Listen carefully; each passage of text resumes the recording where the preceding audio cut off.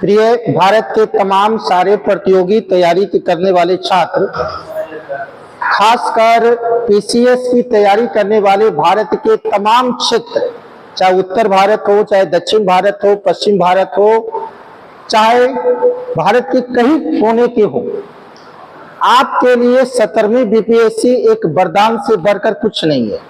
और आप जान रहे हैं, अभी तक के इतिहास में इतनी बड़ी मेगा बहाली जो लंबे समय से आप प्रतीक्षा कर रहे थे, वो बीपीएससी आयोग के द्वारा बहुत जल्द, तो 4 दिन में विज्ञापन आने वाली है।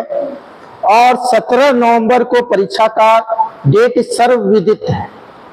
तो आप निश्चित तौर पर इस 17वीं में आपका एक सीट सुरक्षित हो, और खासकर ग्रेड के 9 में आप सिलेक्शन हो, बिहार प्रशासनिक सेवा में आपका सिलेक्शन हो, तो निश्चित तौर पर आज जो टॉपिक्स मैं शुरू कर रहा हूं वो भी आपके लिए वरदान से बढ़कर कुछ नहीं है। अब बात बोलिएगा वरदान क्यों? क्योंकि बीपीएससी का जो एग्जाम होता है 3 टायर में होता है, पीटी होता है, मेंस होता है और इंटरव्यू होता है। तो इसका जो सबसे मेन एग्जाम है मेंस एग्जाम, और मेंस एग्जाम में सबसे बड़ा पोर्शन जीएस का है, जीएस1 और जीएस2। तो जीएस1 के प्रथम खंड में नेशनल मूवमेंट से 114 नंबर का क्वेश्चन आपको लिखने आता है। 38 नंबर का एक क्वेश्चन होता है जो आपके लिए बहुत इंपॉर्टेंट होता है, नेशनल मूवमेंट। अब बात आती है जहां तक बीपीएससी की पीटी की सवाल है, तो पीटी में एक ओवरऑल 150 क्वेश्चन में जो है मॉडर्न हिस्ट्री में नेशनल मूवमेंट का क्वेश्चन बिहार के संदर्भ को लेकर काफी अच्छा आता है। इसलिए मैं आज वीडियो आप लोग को दे रहा हूं नेशनल मूवमेंट का नेशनल मूवमेंट में 1857 की क्रांति के बाद मैं एक वीडियो बना रहा हूं 19वीं शताब्दी में सामाजिक धार्मिक सुधार आंदोलन। उस चैप्टर का नाम होगा 19वीं शताब्दी में सामाजिक एवं धार्मिक सुधार आंदोलन। तो आप ये शब्द को समझिए कि 19वीं शताब्दी का जो भारत का दौर है, खासकर समाज में और धर्म को लेकर, इस दोनों में अंधविश्वास का दौर, और अंधविश्वास के लिए सबसे मूल चीज होती है शिक्षा। यानी 19वीं शताब्दी के दौर में भारत के तमाम सारे लोग, खासकर महिला में शिक्षा का घोर अभाव है, और जब शिक्षा का घोर अभाव है तो उसकी आर्थिक स्थिति भी कमजोर है। शिक्षा के घोर अभाव के कारण वो अर्थव्यवस्था पर उसका जोर पड़ रहा है। आदमी कमजोर हो रहा है आर्थिक रूप से, और आर्थिक रूप से जब कमजोर हो रहा है तो वो अंधविश्वास के जाल में फंस रहा है, और उसी का फायदा अंग्रेज पश्चात शिक्षा उठाया। क्योंकि भारत के लोग कमजोर हैं, उसकी मानसिक बौद्धिक क्षमता बिल्कुल नहीं के बराबर हो रही है। तो ऐसी स्थिति में 19वीं शताब्दी में जो पश्चात शिक्षा है वो भारत के सभ्यता और संस्कृति पर हावी हो रहा है, भारत के समाज पर हावी हो रहा है, भारत के धर्म पर हावी हो रहा है, भारत के कला संस्कृति पर हावी हो रहा है। तो निश्चित तौर पर हमारा 19वीं शताब्दी का जो दौर का समाज है, भारत की सभ्यता और संस्कृति है, वो बिल्कुल पिछड़ रही है और बहुत ही गर्त में जा रही है। और ऐसी स्थिति में भारत की सभ्यता संस्कृति, भारत में महिला की शिक्षित स्थिति, सभी को समाज में जो अंधविश्वास है उसको दूर करने के लिए एक कर्णधार के रूप में राजा राम मोहन राय उभरते हैं। अब यह जो राजा राम मोहन राय उभरते हैं, क्योंकि यह आंदोलन बंगाल से शुरू हुआ, राजा राम मोहन राय पूरे बंगाल के लोकप्रिय लोग हैं, और इसी लोकप्रिय के हाथ के जिम्मा में इतनी सारी बात है कि समाज को भी सुधारना है, भारत में जो धर्म के लोग हैं उसको भी सुधारना है, समाज में आए बुराई को भी सुधार करना है। अब आदमी उम्मीद उसी से करता है जिसमें कुछ ऐसी बात होती है समाज में अलग जगाने का। तो निश्चित तौर पर समाज में अलग वही व्यक्ति जगा सकते हैं जिसके अंदर ऐसी प्रतिभावान गुण मौजूद होते हैं, ईश्वर के द्वारा प्रदत्त होते हैं, तो निश्चित तौर पर राजा राम मोहन राय वैसे शख्स हैं जो समाज में अंधकार से प्रकाश की ओर समाज को निश्चित ले जा सकते हैं। ऐसे बहुमुखी प्रतिभा कभी कभी कम से कम 100-200 साल में एक बार होते। तो निश्चित तौर पर मैं बताया कि उस समय जो बंगाल है और बंगाल के युवा पाश्चात्य शिक्षा की ओर बिल्कुल मुड़ चुके हैं, और बंगाल के युवा को पाश्चात्य शिक्षा से अपनी सभ्यता संस्कृति में लाना, समाज में जो है उसको सुधार करना, उसके रूप में आए शख्स राजा राम मोहन राय, जिसे भारतीय पुनर्जागरण का अग्रदूत कहा जाता है, जिसे राष्ट्रवाद का अग्रदूत कहा जाता है, आधुनिक भारत के पितामह के रूप में भी जाना जाता है। और वैसे शख्स की पूरी जीवन समाज के प्रति पूरा एक अवसर पेश की और एक मिसाल कायम करके वो बंगाल को और पूरे भारत को बचाने का काम किया। तो निश्चित तौर पर यह जो राजा राम मोहन राय है, जो उस समय 12 भाषा के जानकार थे, 12 भाषा को बहुत अच्छी ढंग से वो जानते थे, और ये ब्राह्मण परिवार के लोग थे। और बंगाल में इनका जन्म 22 मई 1772 को इनका जन्म बंगाल के हुगली के राधानगर में हुआ था, और इनकी मृत्यु 27 सितंबर 1833 को ब्रिटेन के ब्रिस्टल शहर में हुआ था। तो आप देख रहे हैं कि इनका जन्म 22 मई 1772 को कौन सा जिला, बंगाल का हुगली, और वो कौन सा जो गांव है, उस गांव का नाम है राधानगर।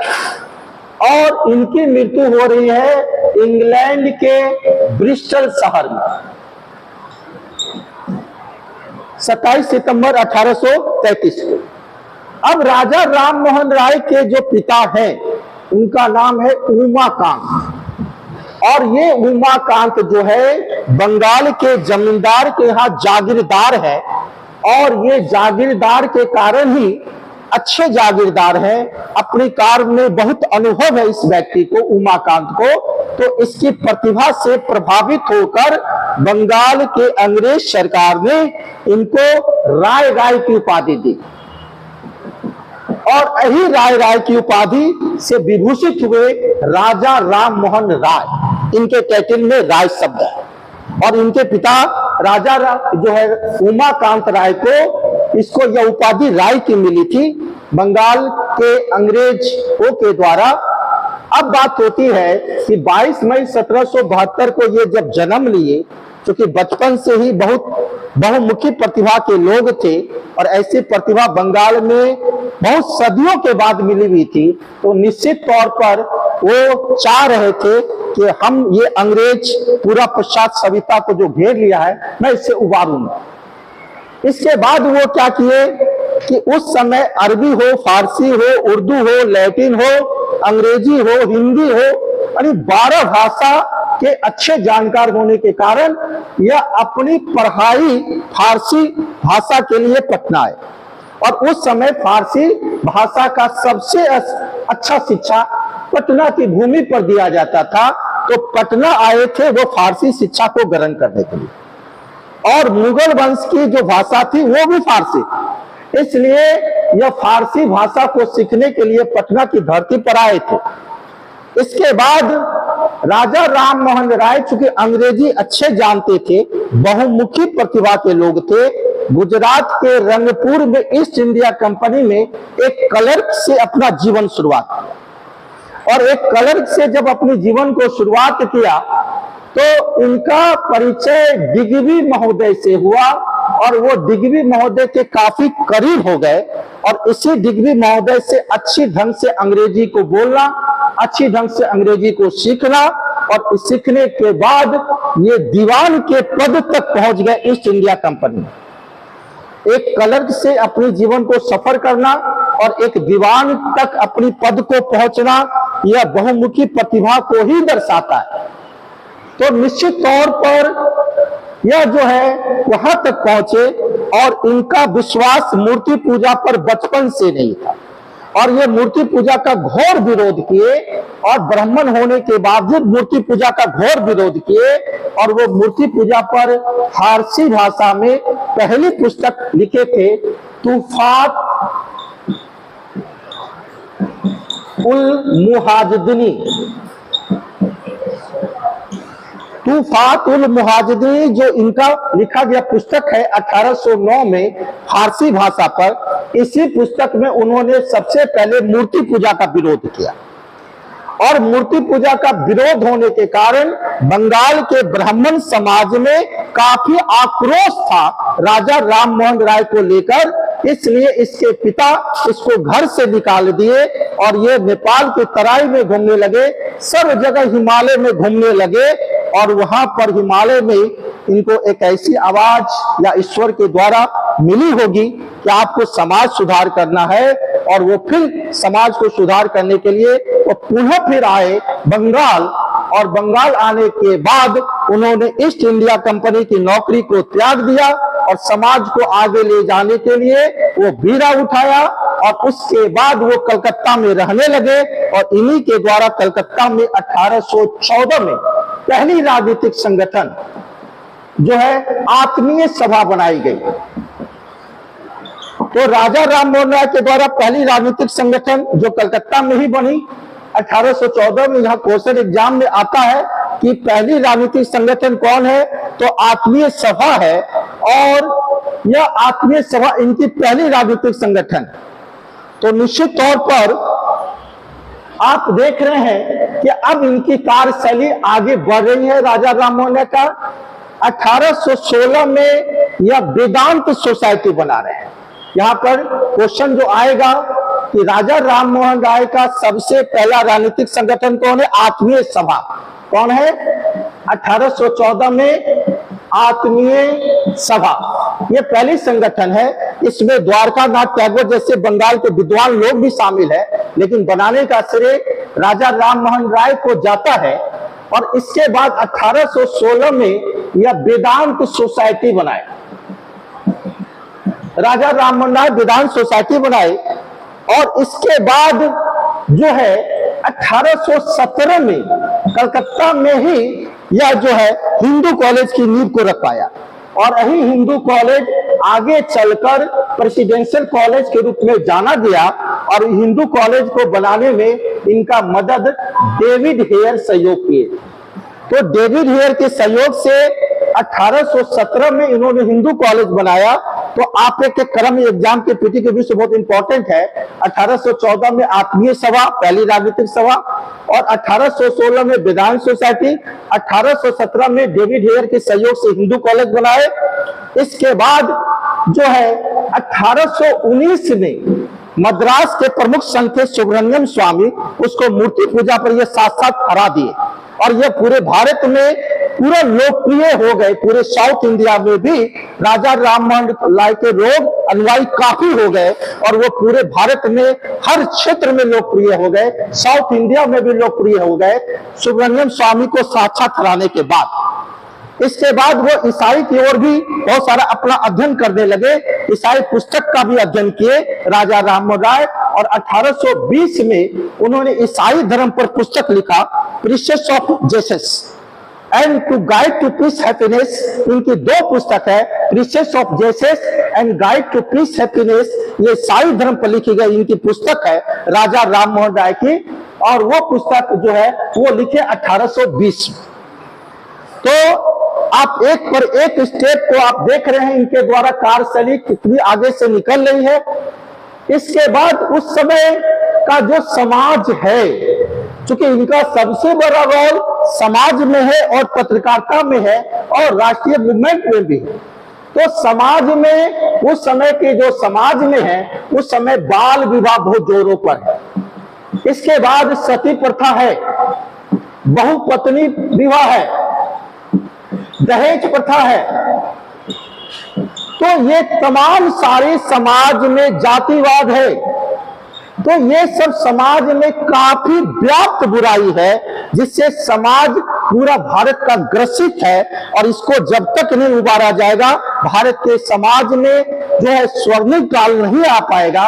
इसलिए यह अपना समाज की ओर आगे कदम बढ़ाए और उन्होंने बाल विवाह का विरोध किया, सती प्रथा का विरोध किया, जातिवाद का विरोध किया, बहुपत्नी विवाह का विरोध किया और दहेज प्रथा का घोर विरोध किया। तो वो तमाम सारा विरोध इनके द्वारा हुआ। अब है कि वह समाज में जब तक औरत शिक्षित नहीं होगी समाज सुधर नहीं सकेगा। विश्व का कोई भी देश हो, कोई भी समाज हो, जब तक औरत शिक्षित नहीं होगी वह राज्य, वो जिला, वो प्रखंड, वो देश और वो विश्व नहीं सुधर सकता है। इसलिए औरत की शिक्षा बहुत जरूरी है। इसलिए औरत की शिक्षा के ये प्रबल बहुत बड़े पक्षधर थे। तो औरत की शिक्षा में अलख जगाना, जो उस समय घोर अभाव है शिक्षा में औरत, और औरत ही समाज की जननी है, उसका रीढ़ है, समाज का रीढ़ औरत ही होती है, महिला ही होती है। तो निश्चित तौर पर वो महिला शिक्षा के पक्षधर थे। इसके बाद महिला को संपत्ति का उत्तराधिकार मानते थे और वह उस समय विधवा जो होती थी वो विधवा विवाह के प्रबल समर्थक। अब आप बात होती है कि समाज में प्राचीन काल से सती प्रथा घोर समाज के लिए विडंबना का चीज बना हुआ था, प्राचीन भारत से। एरन अभिलेख में इसका प्रमाण है। भारत की प्रथम सती जो है वो शोभा रानी हुई थी, जो है गोपराज की पत्नी थी। अकबर भी सती प्रथा पर एक्शन लिया था। इसके बाद फॉरेन यूनिवर्सिटीज में लिए थे, लेकिन इस पर फाइनल कानून भारत में नहीं बन पाया। तो राजा राम मोहन राय सती प्रथा को लेकर एक राष्ट्रीय आंदोलन करवा दिया समूचे भारत में, और इसलिए कराया कि सती प्रथा उनको एक दिल में चुभ गया तो मैं इसको समाज से फाइनल कानून बनाकर ही छोड़ूंगा। क्योंकि राजा राम मोहन राय की जो भाभी थी उसका नाम था अलकरा मंजरी, जो राजा राम मोहन राय के बड़े भाई थे उसका नाम था जगमोहन, और उसी की पत्नी थी अलकरा मंजरी। वो उसके राजा राम मोहन राय के सामने वो सती हो जाती और वो उस दिन प्रण किए कि इस प्रथा को मैं भारत से उखाड़ फेंकूंगा, इसके लिए कानून बनाऊंगा, इसलिए इसको राष्ट्रीय स्वरूप दे दिए सती प्रथा पर। और यही कारण है कि जब पूरे भारत का ये आंदोलन हो गया तो विलियम बेंटिंक को झुकना पड़ा और विलियम बेंटिंक गवर्नर जनरल ने इस प्रथा पर 4 दिसंबर, बहुत इंपॉर्टेंट डेट है, 4 दिसंबर 1829 को रेगुलेशन 17 के तहत, किसके तहत? तो 4 दिसंबर 1829 को रेगुलेशन 17 के तहत इस पर सती प्रथा पर कानून बनाया। तो भारत में अभी तक का सबसे प्रभावी कानून था जो विलियम बेंटिंक के द्वारा बनाया गया, और इसको बनाने में सबसे अहम रोल राजा राम मोहन राय का। तो भारत में सती प्रथा पर कानून बना, वो डेट है 4 दिसंबर 1829 को रेगुलेशन 17 के तहत, और भारत में सती प्रथा को समाप्त कर दिया गया। तो भारत में सबसे बड़ी सामाजिक बुराई जो प्राचीन भारत से सफर करके मध्यकालीन भारत में भी है, आधुनिक भारत में भी है, समाज में हर कोना में सती प्रथा व्याप्त है और समाज इससे ग्रसित है। इस समाज को ग्रसित सती प्रथा से मुक्त कराने वाले उस महान शख्स का नाम है राजा राम मोहन राय। तो आपने देखा कि समाज में वह औरत के प्रति बहुत ही सजग है। अब बात होती है कि किसी भी समाज में जो गरीबी है, भूखमरी है, बेरोजगारी, तो समाज में गरीबी जब तक रहेगी, समाज में बेरोजगारी रहेगी, तो समाज सुधर नहीं सकता। तो निश्चित तौर पर इस गरीबी से निजात दिलाने के लिए एक ही विकल्प है जो रोजगार दे सकता है, वो दे सकता है अंग्रेज सरकार अपनी कंपनी में, और वो भले ही कलर की जॉब हो, बहुत बड़ा पद नहीं हो, लेकिन उसके लिए नौकरी आवश्यक है। इसलिए नौकरी के लिए उस समय माध्यम अंग्रेजी आवश्यक है कि ईस्ट इंडिया कंपनी का जो माध्यम होगा नौकरी में वो अंग्रेजी जानना जरूरी है। और यही कारण है कि वो पाश्चात्य सभ्यता के पक्षधर थे। क्योंकि हमारा तमाम युवा, बंगाल के युवा हो, भारत के युवा हो, इस बेरोजगारी से निजात मिले, और जब उसको रोजगार मिलेगा तो वो समाज के लिए कुछ सोचेगा, अपने समाज के लिए काम करेगा, उसकी आर्थिक स्थिति अच्छी होगी तो उसके घर की स्थिति अच्छी होगी। इसलिए नौकरी के लिए वो पढ़ यानी वो नौकरी का माध्यम ही अंग्रेज है और उसका माध्यम पाश्चात्य सभ्यता है, इसलिए वो पाश्चात्य सभ्यता के समर्थक, इस सेंस में वो समर्थक थे कि भारत के समाज में प्रत्येक वर्ग में नौकरी होगी और जब नौकरी होगी तो उस समाज का विकास होगा, उस घर का विकास होगा और जब समाज का विकास होगा तब भारत आगे की ओर बढ़ेगा। तो इनका योगदान अहम है निश्चित तौर पर।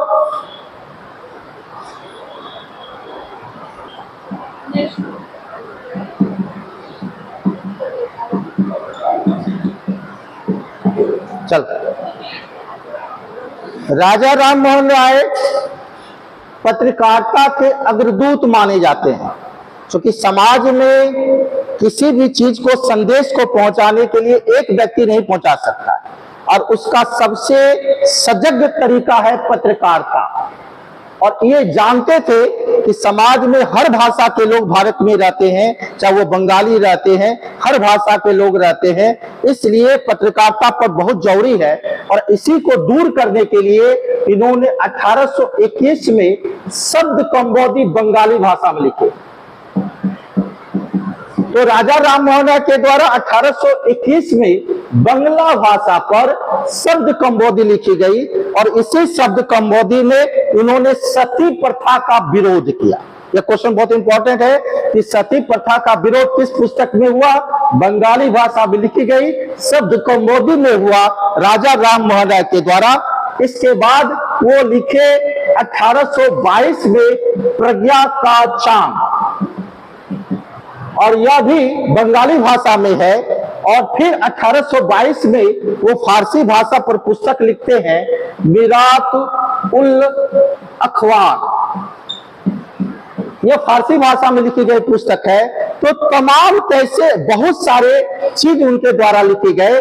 1821 में हिंदू उत्तराधिकार नियम पुस्तक लिखे, हिंदू उत्तराधिकार नियम पुस्तक 1821 में लिखे, यह लॉ के आधार पर पुस्तक थी। तो ये तमाम सारा पुस्तक लिखे गए और यही कारण है कि राजा राम मोहन राय को पत्रकारिता का अग्रदूत का पितामह कहा जाता है।